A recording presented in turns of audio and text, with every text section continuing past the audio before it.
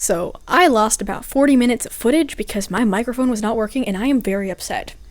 But to begin with, I am not the target demographic for 120 Days of Sodom. I don't know why I read this. I don't like horror movies, I don't like disturbing imagery, and I really don't like human bodily fluids. However, I am also the same person who, when I was 15, got really into Shakespeare, and I told my piano teacher that I had really gotten into Shakespeare. I really liked reading his plays. I found his prose easy to understand. And she told me, she confided in me, that she loved his comedies. But she really did not like his tragedies. And there was one tragedy she could not stomach. And it was called Titus Andronicus. So, ladies and gentlemen, what play by Shakespeare do you think I went and read after that? You're right, it was Titus Andronicus. And to this day, Titus Andronicus is the only Shakespeare play to give me goosebumps. I loved it. So I have always been kind of drawn to the taboo and challenging literature, which is why actually it's kind of no surprise that I would end up trying to read and finish and actually end up doing that.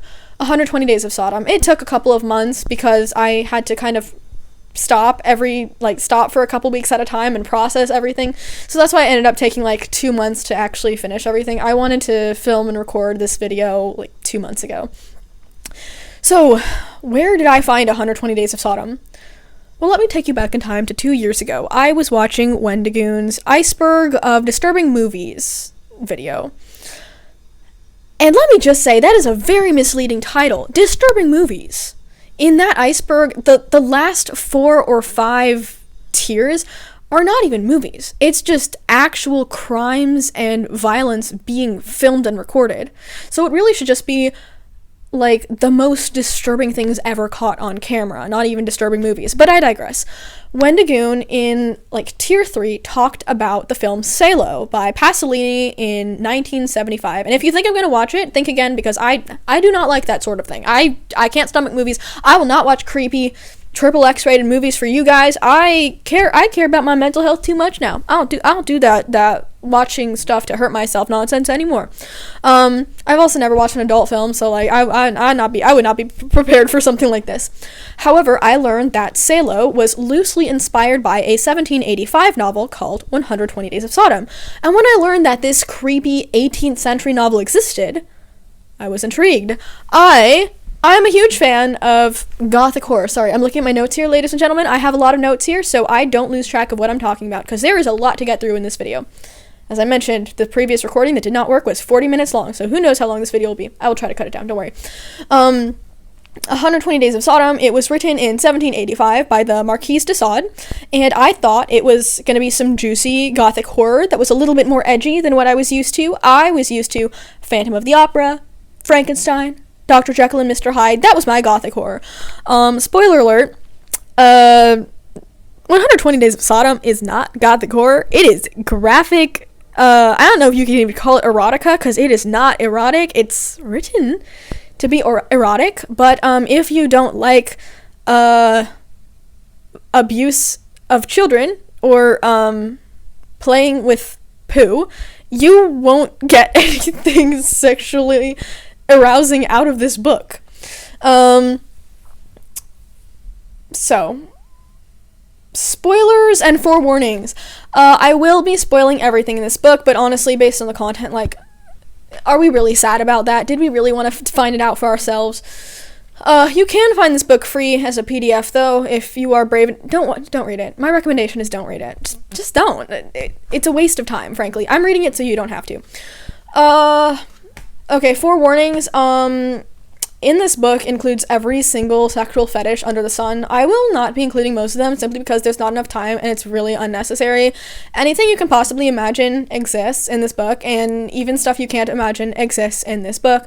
The guy was only 35 when he wrote this. I'm actually a little bit surprised. I thought he was maybe 50, like most of the main characters. The 4 evil men, we'll get into the characters. The 4 evil men and the 4 prostitutes are all between the ages of 48 and 60 about, so they're all pretty old.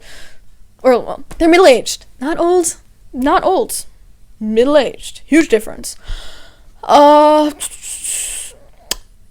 this video is meant for people who are really curious about 120 Days of Sodom and find the Reddit pages on it not descriptive enough, but they also don't want to actually stomach reading it.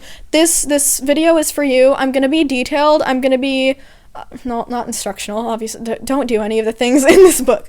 I'm going to be detailed. I'm going to try not to be graphic or disgusting. This book is upsetting, and I do want you to feel a little bit upset after I tell you about this book, but I don't want to traumatize you. I don't want to like deeply disturb you, and I really don't want to disgust you. We're going to have a good time here. We're going to laugh. We're going to have fun. Once you, like, if you examine Sod as a writer and a man pouring his heart into his work, some of it becomes kind of funny because Sod takes himself way too seriously. So before even picking up the book, here was what I was expecting. I was expecting it to be a cautionary tale about what happens when a man's hedonism runs away from him and he gets into worse and worse and worse stuff as he becomes desensitized to other evil things he's doing. That's what I thought the book was. Boy, was I mistaken. No. These are things that the author himself sexually gratifies himself thinking about and actually doing. The author himself, Marquis de Sade, he wrote this while in prison. More about that later. He was in and out of prisons his entire adult life. I think he died in an asylum, and we don't even know how. But this man was a criminal himself, and the only crime I will be talking about today that he did is the Chateau Lacoste affair. It's relevant to the story, trust me. So in 1775, he and some accomplices kidnapped 6 teenage girls and subjected them to orgies and beatings for 6 weeks straight at the Chateau Lacoste until they were recovered by their parents. We don't know everything that happened to these girls. I don't think anyone wanted to write them down, and I think for good reason. But based off the book, I think we can, because the premise is almost identical, 4 rich men kidnap a bunch of kids and torture a bunch of kids in a castle of a very similar name, we can kind of assume what the girls may have been subjected to. So, the basic plot. Let's get into the basic plot. Here's all you need to know about the book. 4 wealthy, rich, evil Frenchmen who are around 50 to 65. I think the oldest is 65 and the youngest is 50. The youngest is 45. Middle-aged. 4 middle-aged men who are very rich and very evil decide to kidnap a bunch of children and rape and torture and murder them in a castle. Now, for a little bit of extra detail, 4 wealthy Frenchmen hire 4 middle-aged prostitutes to join them on this journey with the 16 kidnapped children between the ages of 12 and 13. The prostitutes detail their own child sexual assaults. The 4 men get off to it and perform a lot of the same stunts on these children. And that's, like, just basically all that happens in the book. Like, that's what happens every single day. But, I will be going into a bit more detail of the progression of what happens, and there's a little bit of plot in the story, and I will talk about that just because other sources don't, and you guys deserve to know the plot, the real plot, the heart of 120 Days of Sodom.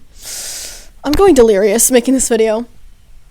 Okay, so for some background of this book before I actually, again, get into the meat of the plot, Sade wrote this in 1785 while he was in prison in the Bastille. He was thrown in and out of prison, well, no, he escaped from prison multiple times, but he was thrown in prison right and left for his actual crimes against women and children, and men, because sodomy was illegal at the time. So was blasphemy. He was in prison for that too. He wrote... when he was in prison in the Bastille, that was like one of the only times he was in prison for moderatism at some point, but he was in prison in the Bastille simply because he was a marquis during the transitional period after the French Revolution, which is like one of the only times he was in prison, not for his own crimes. He wrote 120 Days of Sodom on little bits of paper that he glued together and rolled up into a scroll and shoved into the wall of the prison cell that he was in. It took him only 37 days to write nearly what in a paperback book would be 400 pages of a novel. So that means, like, he was writing 11 pages a day on average. There are 4 parts. There are 4 parts to this book. Part 1 is November, Part 2 is December, Part 3 is January, and Part 4 is February. It takes place over the months of winter. Overall is detailed 600 passions relayed by the prostitute women, and each one gets more and more extreme. But the passions are generally categorized as simple, complex, criminal, and murderous. Now, criminal and murderous don't need much explanation, though in my opinion, everything here is criminal. But the distinction between simple and complex passions is the simple doesn't involve full coitus and stuff in the butt, and complex passions do, and that's really the only main difference. Yeah, that's genuinely the only difference. Okay. Let's see, what else? However, most of the individual passions described in each four-part can kind of be interchanged.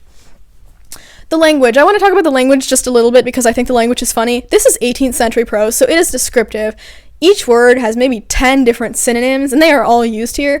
I want to mention that, so this was written in French in 1785, but it was translated to English around 1899 and published for sexologists only in 1905, and then became widely available for other people in the 1970s. And so it was translated over 100 years ago. Despite this, the amount of times the F word is used is a little jarring for, something I thought was just like edgy gothic horror. But I would say the F word is used very creatively in this novel for things that you wouldn't expect to be referred to as such. Male members are mentioned many, many times because Sod is bisexual, so why would he not mention male members? They are called engines, they are called instruments, they are called the word that starts with PR, they are called the anatomical word for them. They are not called the typical, modern slang we usually use for it. But yeah, that's what it's called. Balls are mentioned too, which is just funny to read in 1700s literature. Women's areas are referred to as bubs, but also the C word. Turd is mentioned many, many times, but also the SH word. I just found this kind of I just found it kind of funny. The language, I will say, despite the fact that the language is graphic and horrible, it's also a little bit funny. Okay, now that we've talked about the language, let me introduce you to our characters. So, the four wealthy Frenchmen come in the forms of... By the way, forgive my French pronunciation if I have any European viewers. I'm sorry, and I'm tired, and I'm American, and I'm tiny and small. Sorry, that was cringe. So, there's the Duc de Blancs, there is the Bishop, there is the President de Kerval, there is Durset? Whatever. There's Durset, the financier. Here's all you need to know about these four men. Number one, the Duke has a massive engine whose dimensions we learn within, the first two paragraphs of the book because it's definitely necessary to the plot. That's sarcasm. It's really not. The other three men have small members, meaning it's 6 inches, says the book. That's small, apparently. Guys, please don't feel bad. Please don't. You do not want to emulate this freaky, bisexual, child stuff writer from the 1700s. Don't let him shame you for your perfectly normal... Whatever. Sorry. So the Duke is really into kidnapping and doing stuff to girls and then murdering them.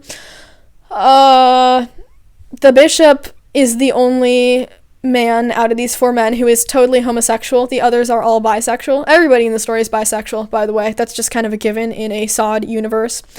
The President is into filth.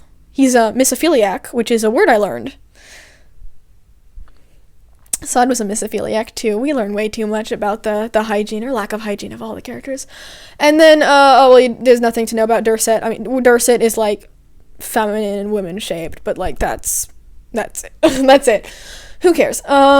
So the four wealthy Frenchmen wed each other's daughters. We don't need to know whose daughter is who and who marries who. I'll just tell you about the 4 women. So the 4 women, they're all of age, but they're all very young because obviously they are the children of men between 45 and 65. So the first one is Julie. She is the daughter of Duke. That's the only one I remember. Julie is a degenerate just like her father. She is the only one out of these 4 women who is degenerate. Then there is Constance. All we need to know about Constance is she's pregnant. Probably by her dad. There is Adelaide. She is very religiously devout. She is seen many times praying for deliverance in the book, only to be met with mockery and scorn. And then there's Aline, who is illiterate and a simple 18-year-old blonde. She's the youngest out of all these women. So there are then 4 hired prostitutes. The first one is Duclos, the youngest. She's 48. I won't tell you all their ages. They're just middle age, but the youngest is 48. Duclos spends her time talking about the simple passions, the 150 simple passions, and most of them is actually her own experience being sexually assaulted when she lived at the church when she was as young as 4 years old. And she talks about, like, the first maybe 10 or 20 experiences are when she's below the age of 15, which is just, it's sick and maddening. She eventually joins a brothel with her sister when she's 9 and her sister is 15. She ends up moving to a wealthier brothel. Her sister is kidnapped and taken to, like, one of those houses that hires women to murder them for the sexual gratification of the purchaser, which is detailed in part 4, but it's like teased in the story as well. Basically, bad things happen to Duclos' sister. Duclos ends up going to a different brothel. She ends up killing the woman who runs the brothel, and she becomes the woman who runs the brothel. She still does stuff herself, but she mostly spends her time trafficking women, girls of scarily low ages. Duclos actually, well, I mean, this is not necessary to the plot, but Duclos ends up, like, making friends, and of course she's bisexual, so she gets some, like, girlfriends in this brothel thing, and grooms a bunch of girls into, like, hating their mothers, and doing horrible things to their mothers, and just, yeah, I mean, Duclos is maybe the most sympathetic out of all the villains, but she's still irredeemable.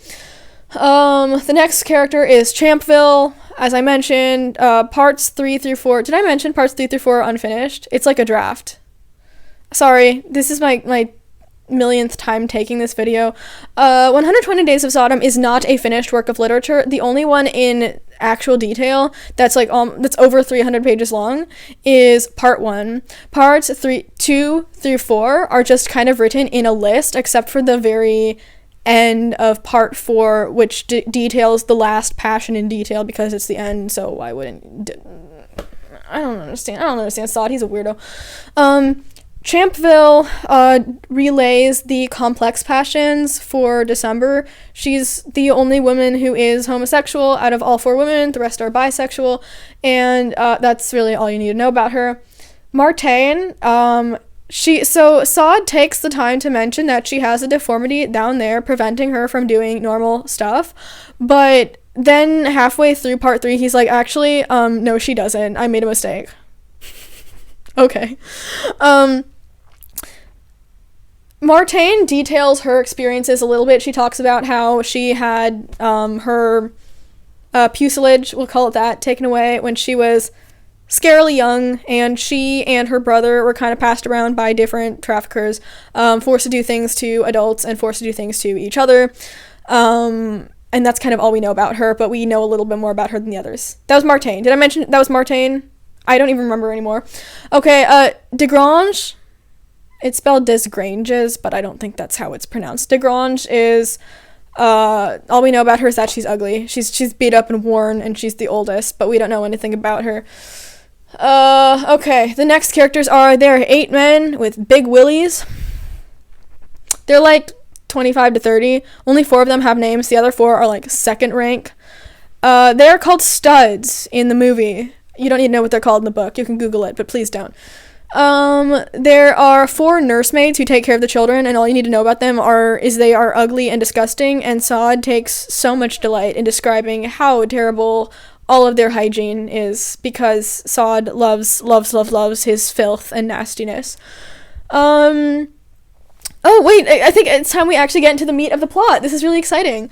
Okay, so the first part of this book is like a 50-page introduction that I missed on the first read because I thought that the introduction was written by somebody else who was talking about 120 Days of Sodom. But no, actually, it is part of the plot. It's kind of what you need to read in order to actually know what's going on. It details the 4 wealthy Frenchmen and their own exploits and their engine sizes, because we needed to know. And then it talks about how the 4 of them gave their wives to each other. After they give their wives to each other, they go into extreme detail of, like, it's, like, necessary to say, oh, I'm not marrying her because I want a mistress. I'm marrying her because I want a slave. Like, women are only good for slaves. Yeah, there is a whole lot. Like, this book is full of this man's philosophy of general hatred of religion, but also hatred of women. And, like, selfish, just contempt for the feelings of others and stuff. The book is set in the early 1700s because, I don't know why, fan fiction, historical fiction. The book was written in 1785, but it was set during the reign of Louis XIV, and his reign was, he had one of the longest reigns in France at that point. And it was like mid 1600s to early 1700s I'm assuming the story takes place early 1700s. The 4 men kidnap the children and take them to the Chateau de Silling, which, does that sound familiar? Chateau Lacoste? Chateau de Silling. It's a fictional area, but probably inspired by a real location. But it is set in the Black Forest, and the 4 men take the children there and everybody else there. I think they either saw down or they burn down the bridge, and they tell the children, there is no way to try to escape. You're free to go outside, but there's no way to escape. You are as good as dead now. Yeah, like, your parents are just gonna assume you're dead at this point, and the truth is that every character only has 4 more months left to live. There are laws set into place. Everybody must treat the 4 men with reverence, treat them as a god, and submit to their every demand, and submit with enthusiasm, or there will be consequences. When Sod talks about the consequences that each character gets, he refuses to go into detail, which is ironic because he goes into way too much detail for the passions that he describes, the 600 different passions. But when it comes to the punishments, he's all like, you can just use your imagination because I don't want to scare the readers with how bad this is.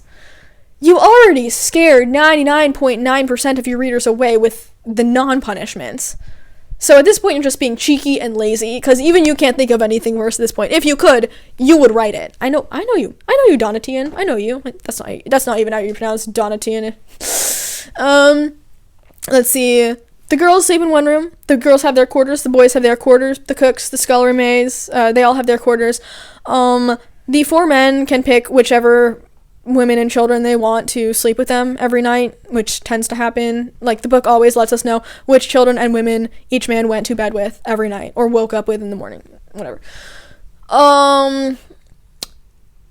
Let's see. What do the characters do every day? Well, every day is mostly spent listening to the 4 prostitutes share stories while the men recreate it. Every day just mostly consists of orgies, but, like, there are designated orgy times and stuff. It's just, how does he conceive of these things? Like, wouldn't you get bored after a week? I mean, how are you doing this? I mean, they are getting bored. That's why it just gets worse as we progress. What else? They eat food as well, which, like, I think we all knew that. That's all they do every day. Let's see. Every week 2 children get married to each other. And they wear opposite-sexed clothing on their wedding day, and then they're forced to consummate the marriage in front of the men, because they're gonna get off to it, duh. Let's see, okay, I'm gonna talk a little bit about the progression of the book. So this is really the only graphic part.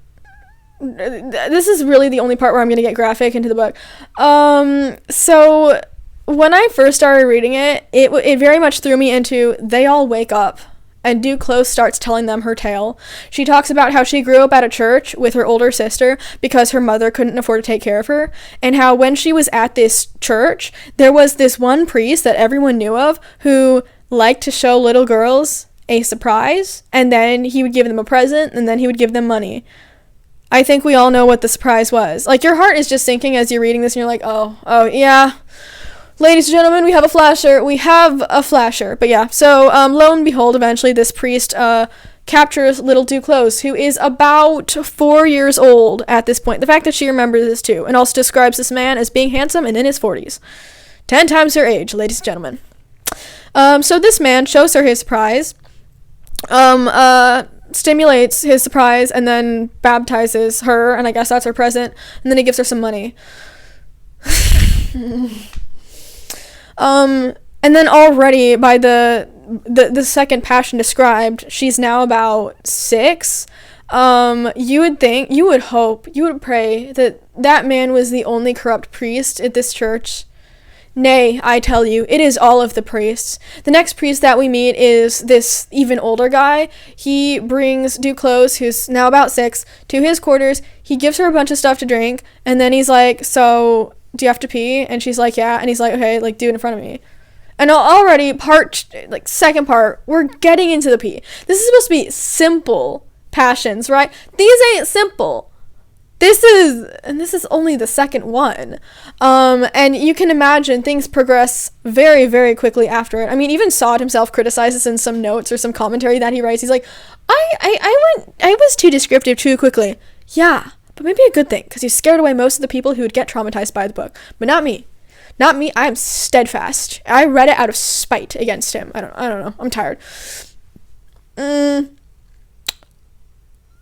Oh, by 7 days into it, we introduce, so this book is kind of famous for, number 1, being involving children, number 2, involving poop.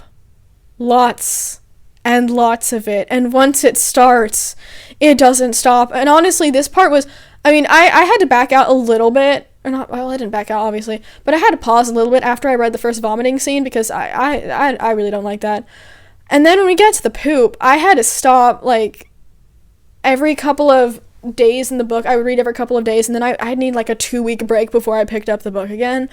Because it's just, you'd think you'd get used to it, and then Sod has another way of just making it even worse. Anything you can imagine, or don't want to imagine, or can't even imagine, he does. Just I don't know, man. I don't even know. Eventually, we actually get into something I actually did enjoy, the whippings. I'm not into whipping, by the way. I'm just glad that the guys who are into poop and into children are now also getting whipped, and I'm like, yes, justice.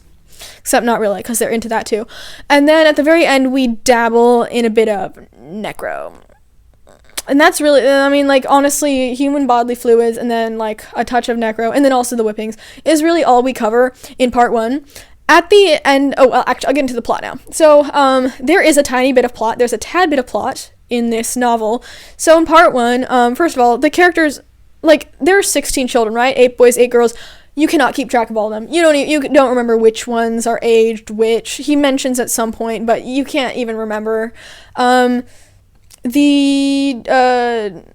The children don't have very distinct personalities, but as the story progresses, you kind of begin to pick out the wives and some of the children.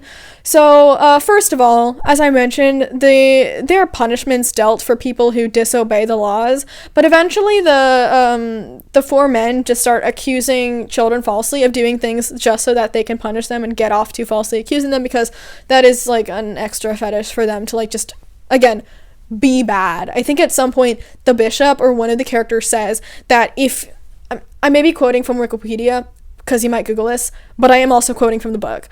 But at some point I think the bishop mentions if he could burn the earth with the sun, he would. And at that point that's not even sexy. That's just ridiculously cruel, which I guess is sexually arousing to him. So the men start making up crimes that the children didn't commit just to punish them. Constance is pregnant. Her pregnancy progresses quickly. But honestly, you would think that something horrible happens to her unborn child at the end. She dies along with everybody else, but nothing specifically torturous is described revolving around her pregnancy that happens to her. I wouldn't even say, I was almost borderline disappointed I wasn't disappointed. You know what I mean. I wasn't disappointed, oh, I wanted to see it happen. I was you're building this up, but you don't even have the balls to do it. You just got tired and bored by the end. So you forgot, oh yeah, Constance is pregnant. We need to like specifically torture her as a pregnant woman who also has a baby inside her. I'm just kidding. You know what? I'm glad Sod didn't do that, because he did so many other things to other pregnant women in this story. Adelaide is the devout religious girl, and she is constantly praying for her deliverance and being punished and mocked for it. She develops a friendship with Sophie. They get in trouble for sleeping together when they're not supposed to. They're allowed to, but they're also only allowed to sleep where the four men tell them to. So the fact that the girls slept together is not the problem. It's the fact that they disobeyed orders. That's the problem. Another lesbian alliance is Aline, the youngest wife, and then Zelmir, who is another one of the kidnapped children. And, there's also a boy named Zelamir. So again, very confusing. There's also a boy named Cupidon and another boy named Celadon. So again, very confusing. At the end of part 1, I don't know why I'm saying this to you, brace yourself, it is not nice. At the end, the men order a new law, which is, from now on, there will be no more use of, toilets. You will have to relieve yourself in other areas. Now, actually, at some point, once the poop stuff starts, at that point the children are getting punished for, like, not pooping where they're told to. If they go to the toilet without permission, they get punished for it, which is, like, it's just, like, extra stuff you wouldn't think about. It's so unnecessarily disgusting. Like, why would you include this? So parts 2 through 4 have way less detail. Everything is, as I mentioned in a list format, just to keep track of everything. In fact, multiple times, Sod loses count and is like, wait, I have 151. How did I end up with that? Which is a little funny. I let out a chuckle on the inside. I was too broken by the book to actually laugh. No, actually I did laugh a few times out loud, just out of shock and hysteria. So parts 2 through 4 detailed the more intense passions in very little detail, so, you don't feel it as intensely in the graphic 18th century prose as the other passions. But there is, like, what I described, pornographic unrealism, such as Sod seems to think it is possible to impregnate animals. Yeah, zoophilia is included, zoosadism, all that. He also seems to think that bloodletting works, but I think everybody at the time did. But, yeah, bloodletting is used to revive characters. Honestly, the children should not have survived the 4 months. The torture that they were subjected to should have kind of just killed them. As I mentioned before, I was so rudely cut off. The children should not have survived all 4 months realistically. They should have, like, gone psychotic or gone into states of catatonia, just because a child's mind cannot just accept the things done to his body that happen in these books. It's just complete and utter torture and just torturing to death, and these children didn't die until the very end.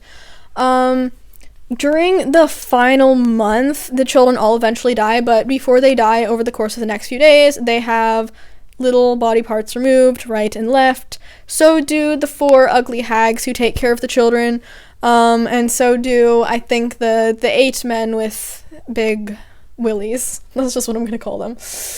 Added plot to parts 2 through 4.